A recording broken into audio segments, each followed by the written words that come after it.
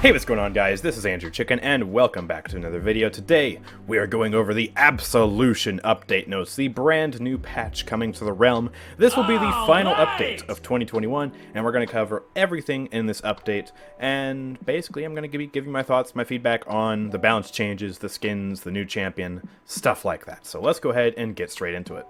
Alright, so we have Azaan, the Eternal.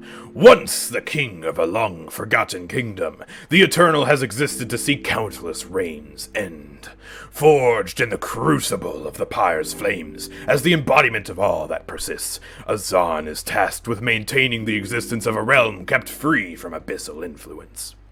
Few still alive have ever had cause to engage with one of the oldest of the Pyre Lords, but those who have know that his purifying flames care not for friend or foe, only for the complete eradication of the Abyss. Events in the realm have upset the balance, leading to the Abyss's influence creeping ever closer, and so the Eternal descends from on high to deliver a final warning to the realm. Deal with the Abyss, or have it to be dealt with by any means deemed necessary. Ooh. He's actually, semi-lore important, unlike the last character we got, Saati. What does she do again? I don't know. This guy is here to basically smite the Abyss. We have the Abyssal Lord Ram, and then we also have the Pyre Lord, who is Azaan. So, yeah, they're both frontlines. That's pretty cool. Beefy boy. So yes, he is a tank, and yeah, he's tanky. No big surprise. He has 4,500 health, and he also has a passive, which is, I guess, basically like if Furia's passive Wrath and Yagorath's passive DR had a baby. So, taking and dealing damage will increase your ire, which reduces the damage you take by up to 20% at maximum ire. And while you're above 85% ire, you deal increased damage. Using a basic ability above the ire threshold will augment that ability. Kind of like how if you have 5 darkness stacks with Vora, that ability gets augmented. And using any basic ability will consume your ire, and also if you don't take or deal damage for a certain amount of time, then it'll also start to decay. It doesn't say that here, but it showed that in the showcase. Alright, and his weapon is Judgment. Unfortunately, it's not a melee. It's a thrown hammer, so it's kind of like Grover's, but the way it attacks is actually very similar to Zin's. So it says, throw your hammer in an attack chain of medium, medium, heavy, dealing 540 damage on medium hits and 660 on heavy hits. It doesn't say the fire rate on here, but of course, I'll have footage on the screen, when this is actually on YouTube, of what his weapon attacks were like. So, yeah, it's basically Zin and Grover, sort of, is his weapon, and it also doesn't say it here, for some reason. It shows the ire threshold augment for all of these other abilities, but it doesn't show it for his weapon. But his weapon will have increased damage, and it'll also have an area of effect, which it doesn't say the area of effect up here either.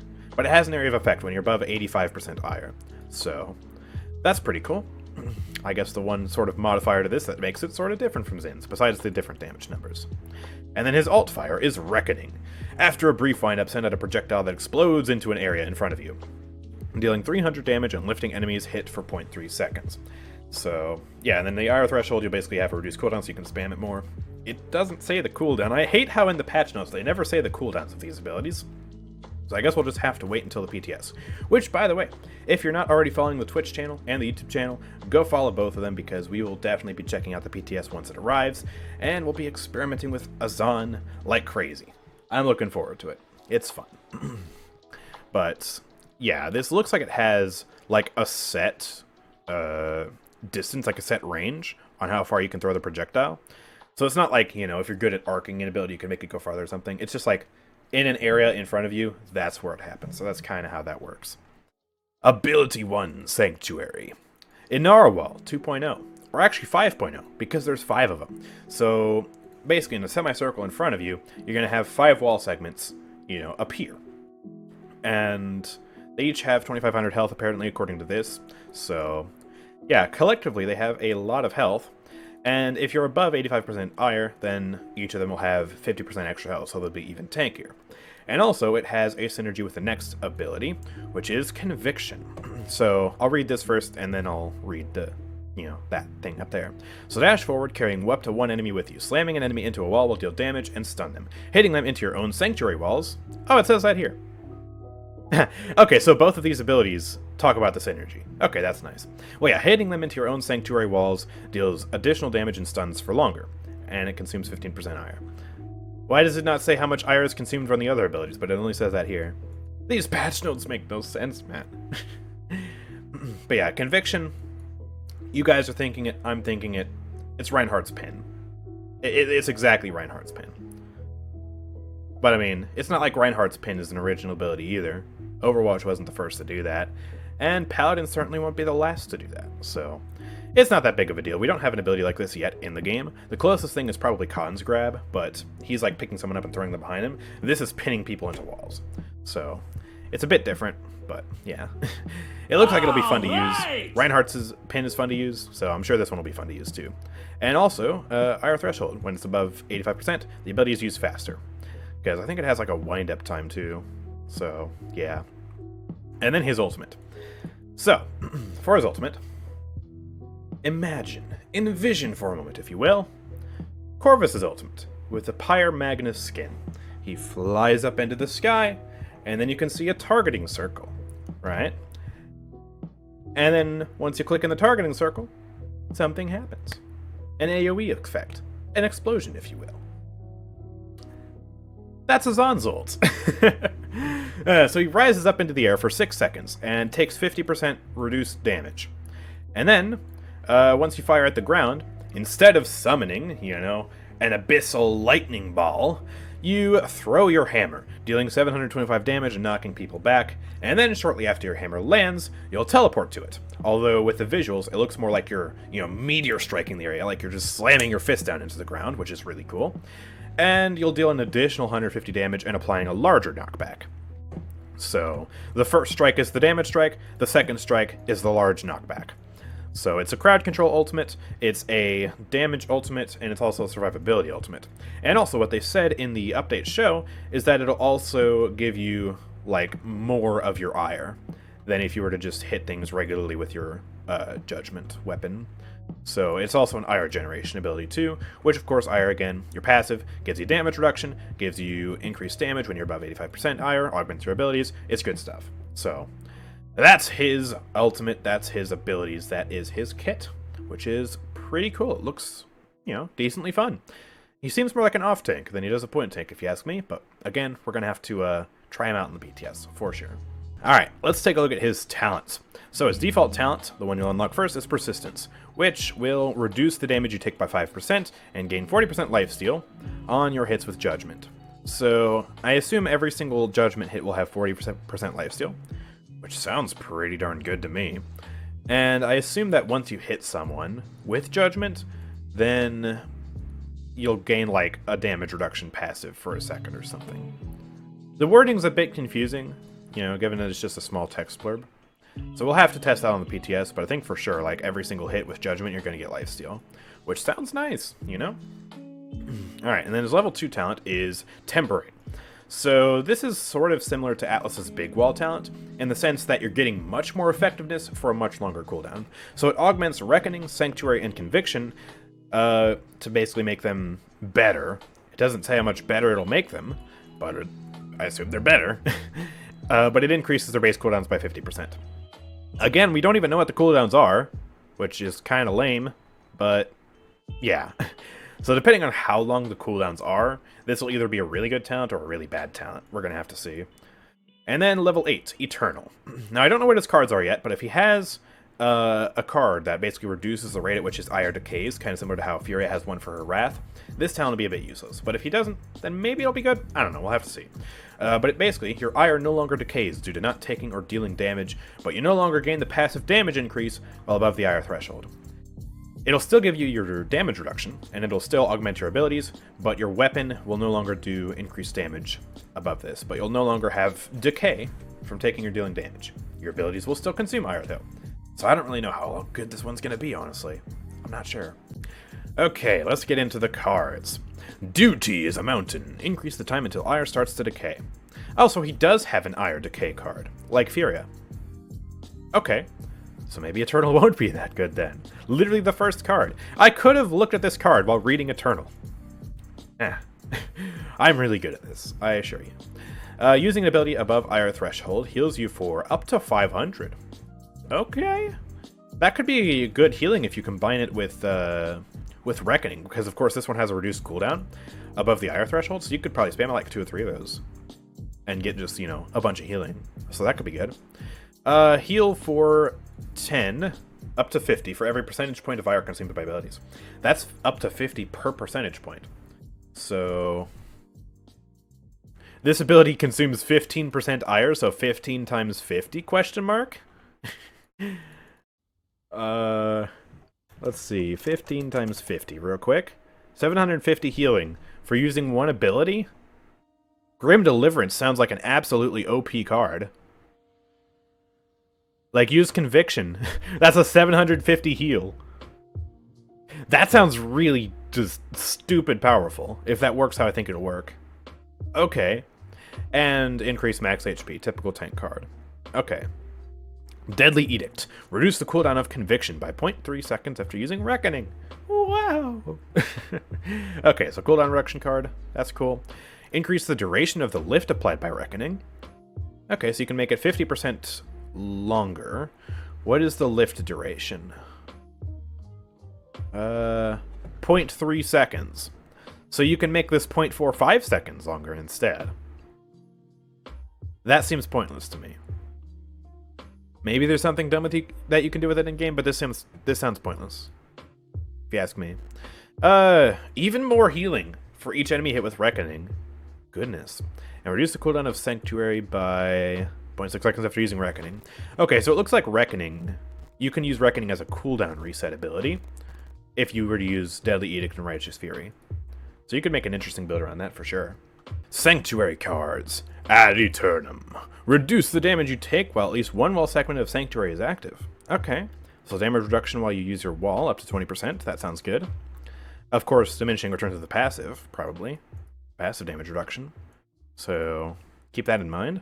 Reduce the cooldown of Sanctuary. Okay, raw cooldown reduction. Heal for... oh, an amount every half second while at least one wall segment of Sanctuary is active. Okay. So even more healing. This guy has so many healing cards. He's his own healer. He doesn't need Furia. He has himself. Alright. And reduce the damage your other allies take while they are within 35 units of the middle wall segment of your Sanctuary. Suddenly a damage reduction support card out of nowhere. That sounds pretty good.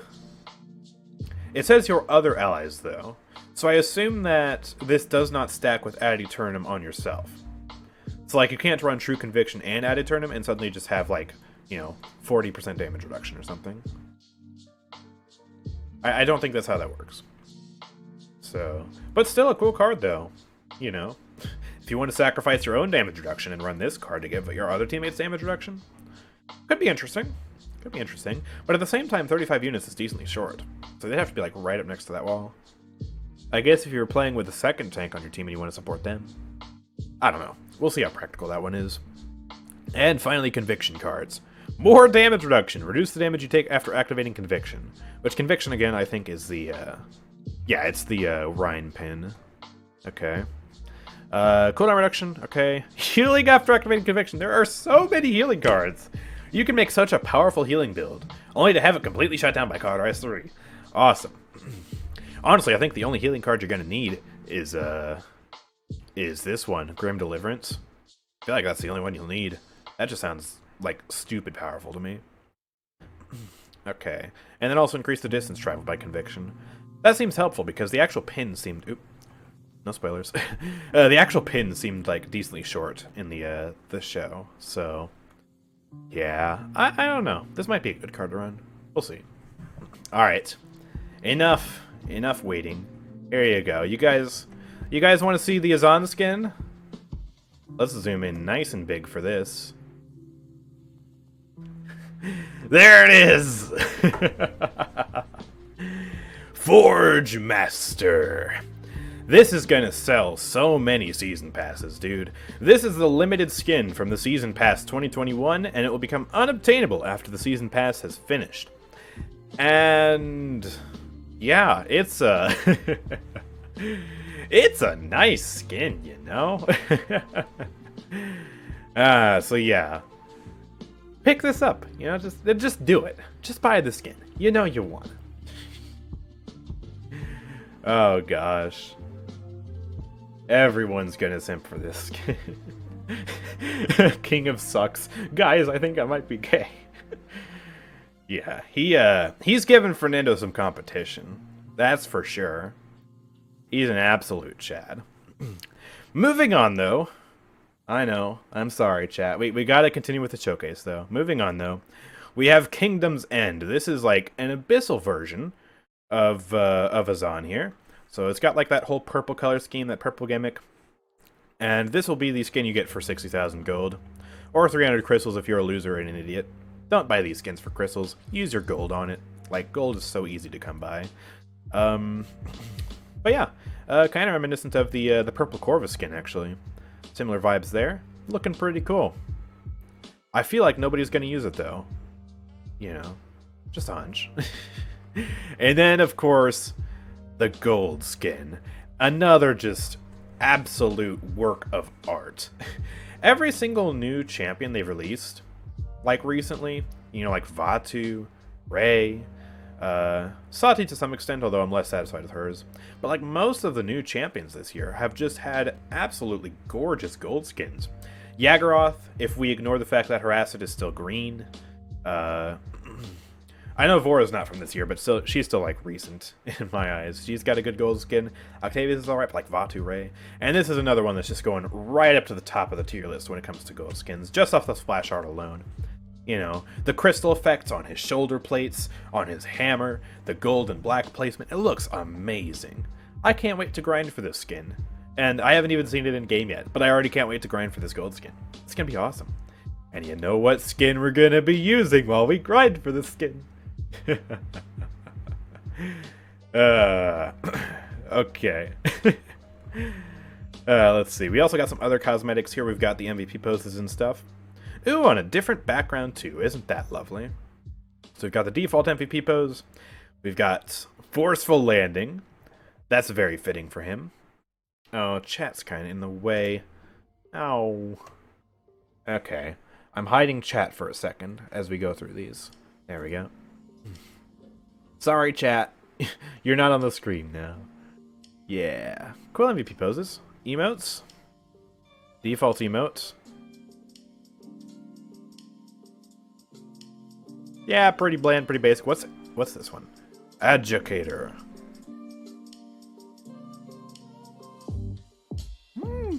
Pretty cool. And this one's with the season pass as well. So you can do this with the shirtless skin, of course. So, next up is the event pass coming.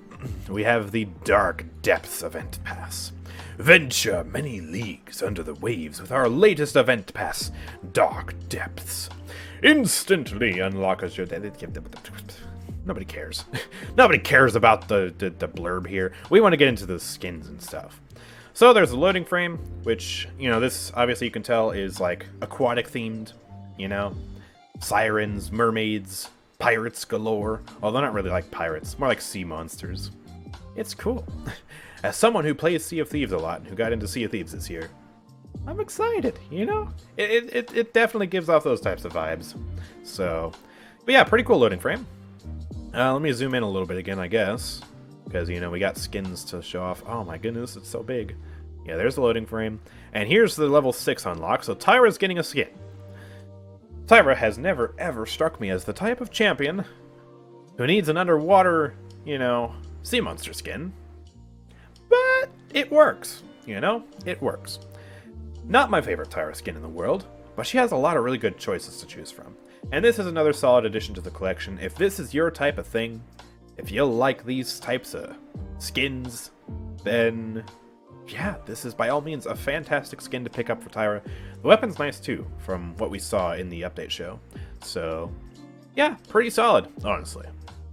Next up, of course, Saati is the new champion from, you know, I guess the patch we're currently in as you're watching these update notes, but, you know, next patch she's going to be the last previous champion, which that means she gets a new skin, because they've done that for every single champion except Yagorath.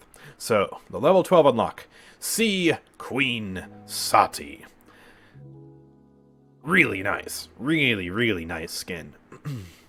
In particular, like, one of my favorite things about this skin is definitely that weapon. Like, just, you know, the gilded work on here with that little, like, statue at the front. It's a really nice weapon, for sure. And yeah, just a solid skin for Saati. You know, it's awesome. And then, of course, we've got the recolors of that as well. Royal Mark Tyra, kind of a purplish take on the skin. And then Crimson Tide Saati with an absolutely fantastic color scheme. Probably the best skin in the event pass. You know, if not tied with the other Saati skin. It looks great. Looks absolutely fantastic. And yeah, it's all sea monster related, which is cool, you know? Kind of fits in with the shark skin for Buck, actually, from earlier this year. It's nice. So just 4 skins? Yes, of course, this is a standard event pass, which means we have skins for 2 different champions, and then they're recolors. But we're not done with all the skins this patch. There are more skins coming in chests in the bounty store, so we'll get into those eventually. But first we got some other unlocks. First of all, we have a good boy. I'm hiding chat again. We need to not obscure the dog. Bye, chat. Don't worry, this is more important. I think you guys will agree. Absolute good boy. We're gonna see this spray a lot. He's so cute. Alright, we also got some emotes and stuff. Emotes, birds of a feather. This is a Cassie emote. Oh, she actually has an emote interacting with Ziggs for once. Oh, that's cute. Oh, I like that. I like that. That's a cute little emote. Nice. Alright, we got an animated spray. Ah, shark on the wall. Okay. 3D spray. Bang! With a cannon. Yeah, no, the dog is still the best one. Death Stamp. Now, this one actually looks pretty good in-game. You got a crab crawling out of the Evil Mojo logo. Evil Mojo logo. Yes. And then also some avatars, 3D sprays and stuff. Obviously, this is completely subjective, whether you like it or not. For me, I usually never use any of these sprays or avatars, because I got the ones I want. Oh, and one of these 3D sprays is not working. It didn't load. Okay, well, that's nice. Let's see. Trials of the Realm. Yeah. The patch notes never say anything new about the trials. I mean, I guess they show, like, the unlocks and stuff, but, like, we don't actually know what trials there's gonna be. But yeah, pretty typical stuff. Just the usual trial stuff. Let's see what cosmetics we got. Oh, chat, you know the deal. Poof. There we go. Tiberius MVP pose. Looks pretty decent. I don't play Tiberius though, so I don't care. Week 2, do the wave 3D spray. Don't we already have a wave spray? But this one's waving. Okay. An Azaan MVP pose. Okay, that's where you get the forceful landing MVP pose. There's an avatar, an avatar, an avatar, a death stamp, or is that a spray? Well, it looks pretty cool though. Merman Genos getting a new thing, a title, and then 60k gold. Okay, cool. Alright, limited time modes. There's probably gonna be some new stuff. Yeah, the Absolution patch will feature 5 unique and 3 previously popular modes. Okay. Well, let's see what some of these new modes are. Believe It. Come on down to Believe It, featuring a team of Kogas with increased movement speed and a team of Vatus with increased projectile speed, alongside increased ultimate charge across both teams. Ah, so the real ninja fights the fake ninja. Cool. And Rampage again. Ah. Wreak havoc across the realm with all players as Rom, featuring decreased cooldowns and 150% more in-hand damage dealt for 5 seconds when you hit someone with your ultimate. Fun! Okay. Oh yeah, we got more skins. Leviathan Yagorath.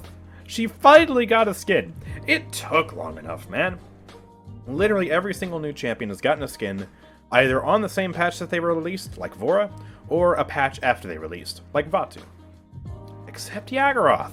It's been literally like 8 or more months since Yagorath came out, and only now is she getting a skin, which is a shame, but this new skin is one of the ones that I've been wanting for a while.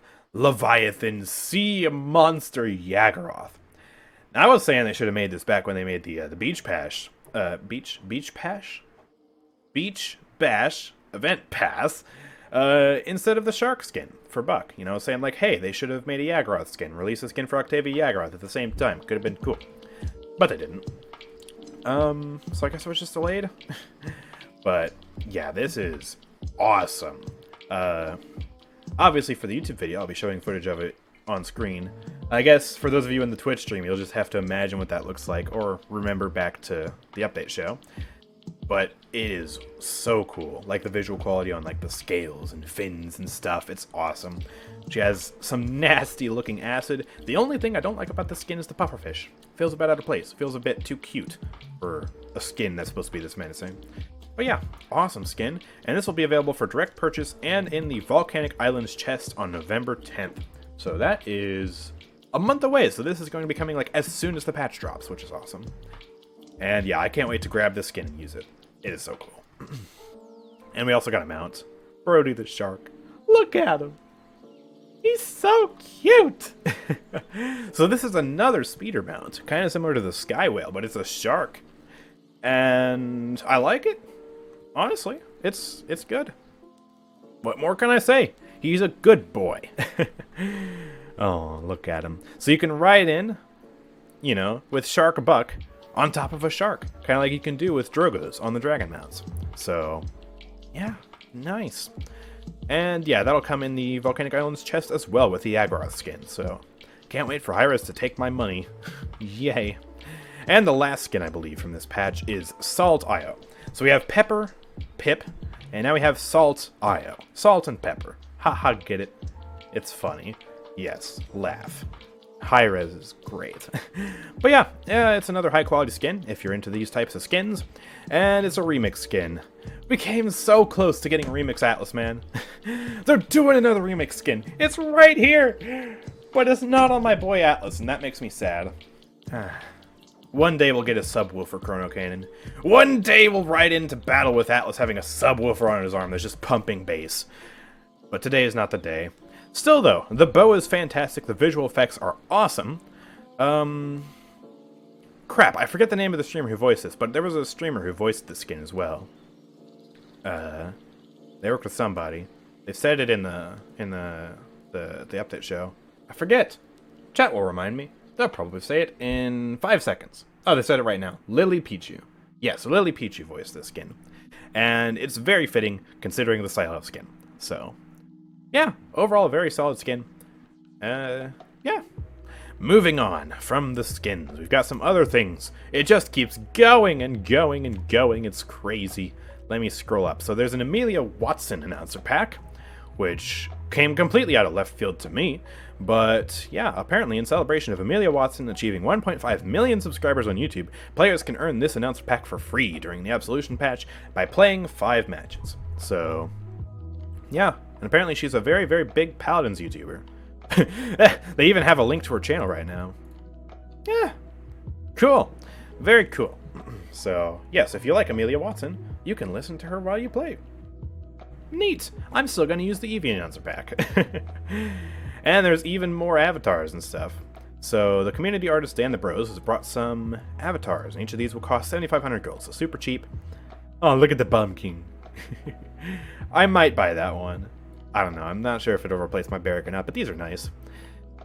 Even more community content. Oh my goodness. There's so much stuff. I think that's the last of the new cosmetics though, because now we're getting into the chests that are coming out. So, yeah, obviously you'll be able to buy these, get some skins that you like. Yeah, obviously the 2 new skins are coming in this chest. Leviathan Yagorath, Brody the Shark, as well as some other stuff. Heatsink Rom is coming in this? Interesting. Mayhem Vatu, Firebrand Tyra, Lifeguard Tiberius. Ooh, Lifeguard Tiberius. I'll have another chance to get that one. I actually didn't get that one. So yeah, very valuable chest here. Lots of skins. So these are some quality of life changes up next.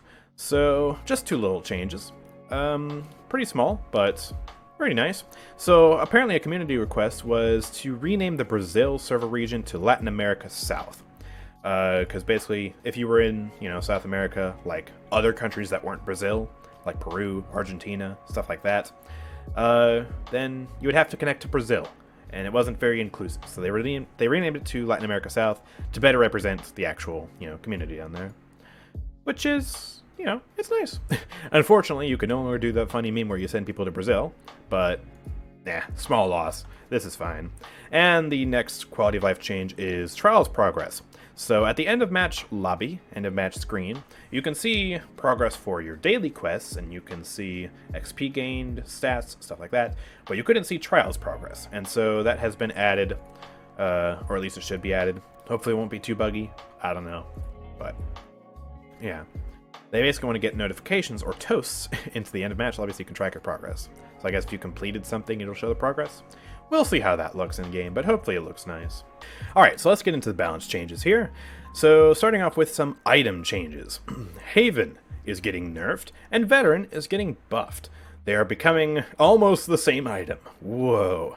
So Haven has reduced scaling now. Weird scaling at that. 5.5% at level 1, 16.5% at level 3. Basically, it's still going to be ultimately a better pickup than Veteran for actual effectiveness, but obviously it's more expensive than Veteran. And of course, Veteran, it didn't get, a change in terms of like the actual scaling, but it did get a price change. So it's 200 per tier instead of 250. So yeah, you can actually pick this up, alongside cauterize, like you would with Life Rip or Kill Deal or something like that. So if you're a tank, theoretically now, you can just go cauterize Veteran right off the bat, get a bunch of extra health, and yeah, it won't be too bad of a pickup. And also, if you want to be extra tanky, then buying Haven and Veteran, together will be a little bit cheaper because Veteran's less expensive. So that's cool, I guess. Of course, Haven is really, really strong, so I guess the scaling nerf, or the scaling, yeah, it is a scaling nerf. I guess the scaling nerf is a little bit warranted. I guess. Maybe. I don't know. The developer commentary says, the relationship between Haven and Veteran was too in favor of Haven after the combination of Haven and Blast Shields. This change and the Veteran change should make Veteran a more attractive option by comparison. Honestly, I think the problem they have, though, with these two items is that they just fill the same niche. Like, they both increase your effective HP. Haven does it through damage reduction, Veteran does it through raw health increase.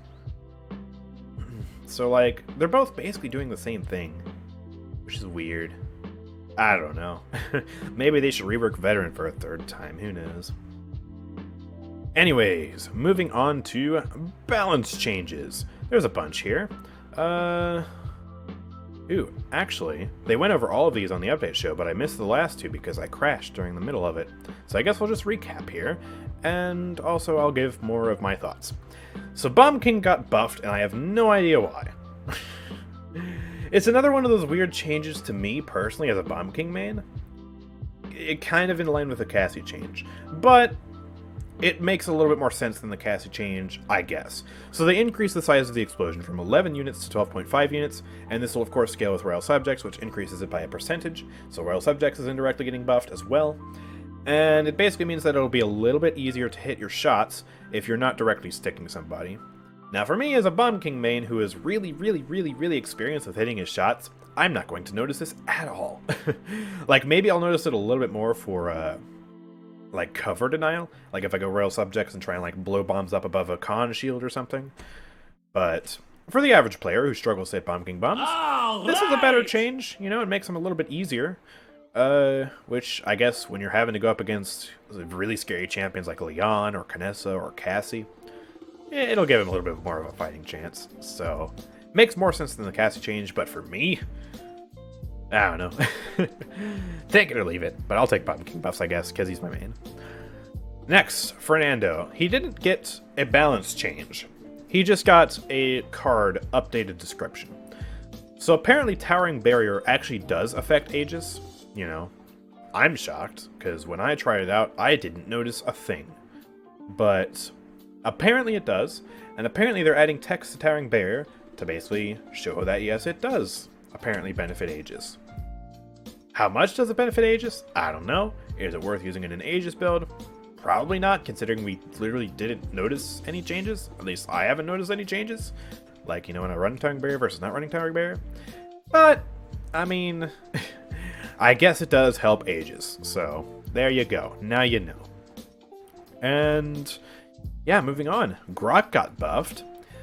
So, Spirit's Domain finally has the same heals per second as Combat Medic, which I think is good, because to me, they're both basically the same talent, you know? They use your primary fire to heal people. So, why not give them the same healing per second? It just seems like the right thing to do. And of course, it means that Spirit's Domain is going to be a little bit more effective now, especially with this second thing that it got. It now also increases your max ammo capacity by 15%. Now, there is a card to increase max ammo capacity, and you'll be able to use that alongside this, and basically, you'll have much more ammo. So what you could do is, if you're happy with your current ammo capacity on Spirit's Domain, you could take the card down a few levels, and then put more loadout points into like a totem card, for example, or something. Or you could just run it with max ammo, and have ammo for days, and never have to worry about reloading. So, yeah, nice. Spirit's Domain is a more viable option now, especially when you're trying to heal someone like a Mave or a Drogoz, you know, where Totemic Ward is basically useless. So, that's nice. Yeah, I like it. As someone who has Grok at nearly level 100, I'll take the change. Now, is Rima in the chat? Is Rima in the chat? I want to see her reaction to this. Where is she? Yeah, oh, she's not in the chat. Oh, that's lame. Aww. I guess we don't get to see her reaction to her man getting absolutely mutilated. Well, I shall revel in the satisfaction myself. Alone. Just me. And you guys. People in chat. So Lian is getting a whole slew of nerfs. A whole slew of them. It's awesome. It's a dream come true for your boy, the local Lian hater.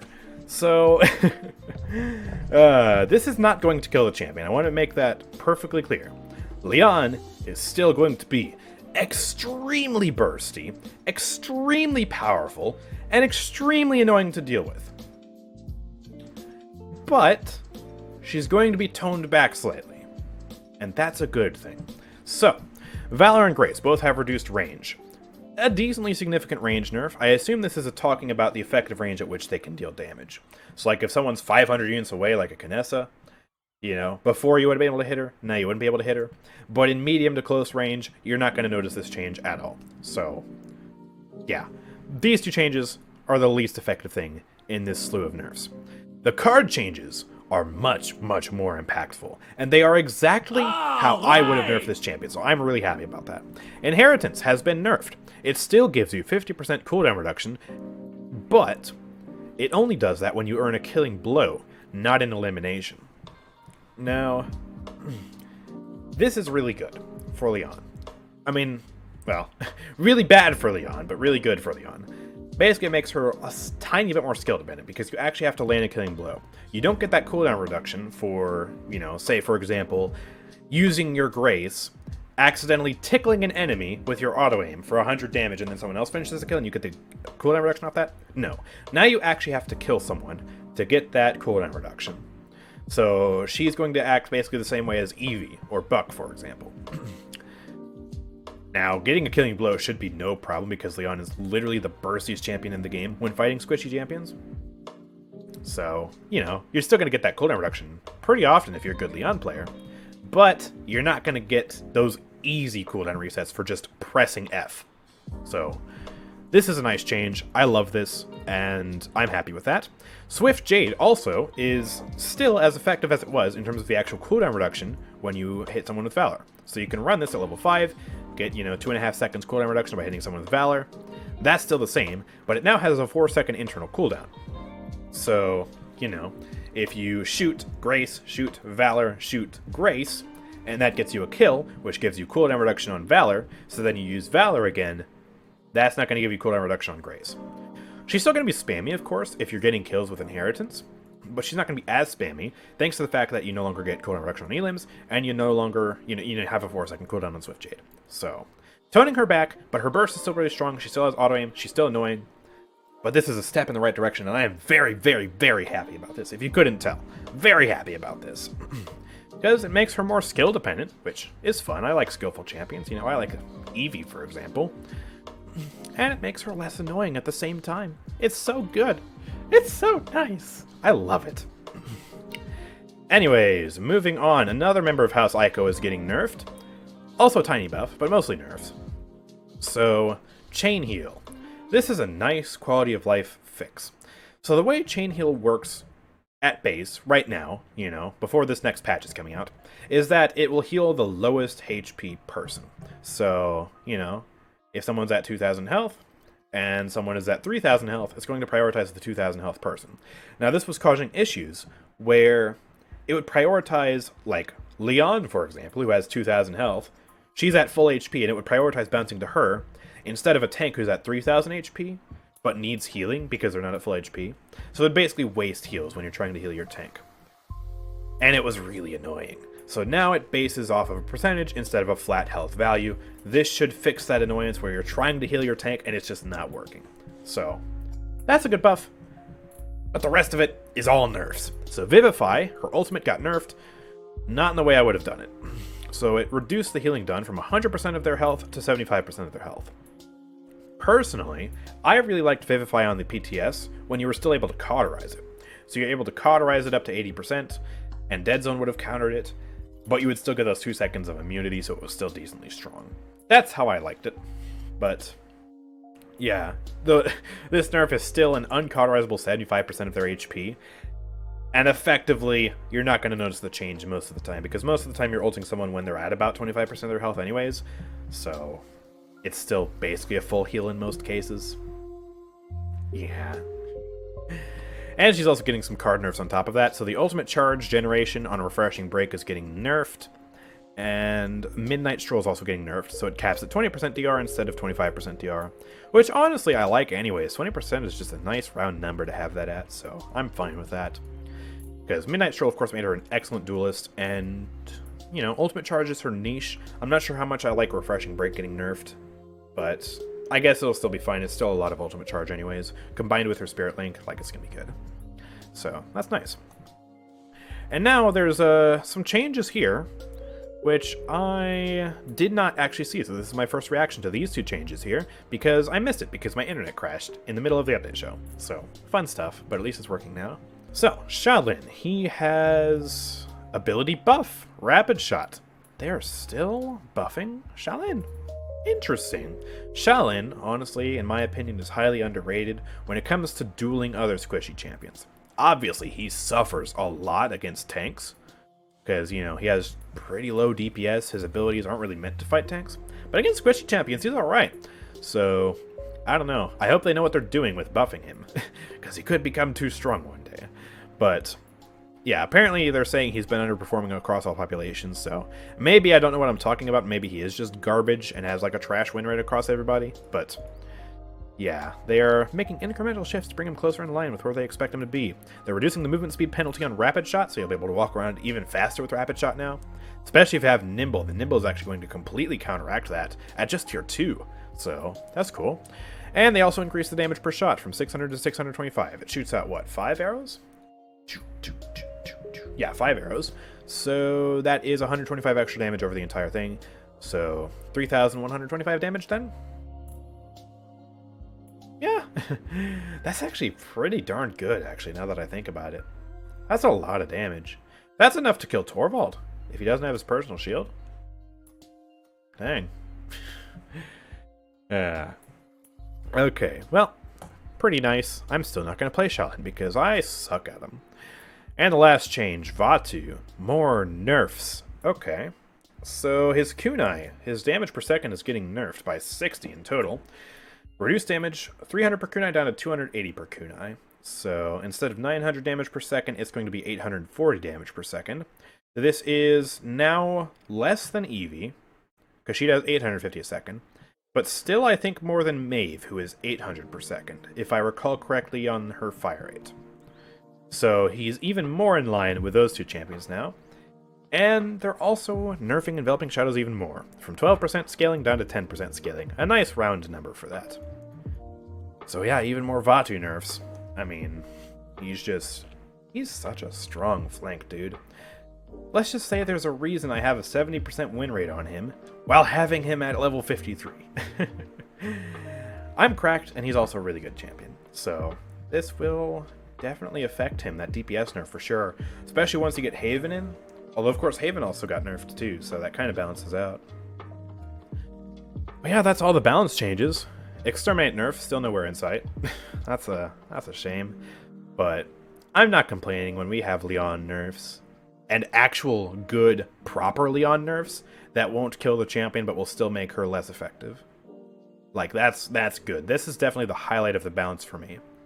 100%. But yeah, there we go. That is the, what is this? Quick, crap, what is this update called? I forget. That is the Absolution update notes. Yes, real professional streamer outro there. So, yeah, we got a new champion who's very exciting. I cannot wait to play him. And, yeah, also, really cool balance changes. Obviously some, some really good skins.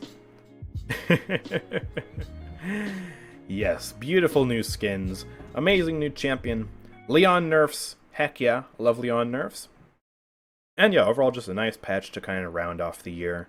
So I'm looking forward to playing this. I'm looking forward to trying it on the PTS.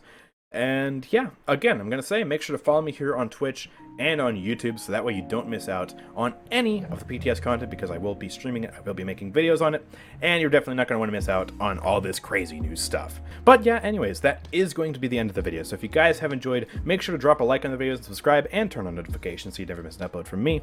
Also, check out the Discord server and the Twitch channel. You know, like I said, check out the Twitch channel, but also check out the Discord server where you can talk with other people about the balance changes, about the new skins. You can play with Paladins, or play with Paladins. You can play Paladins with people. That's pretty cool. If you don't have friends, you can go make some friends on my Discord server, so go check that out. But yeah, I'll see you guys next time. Peace out.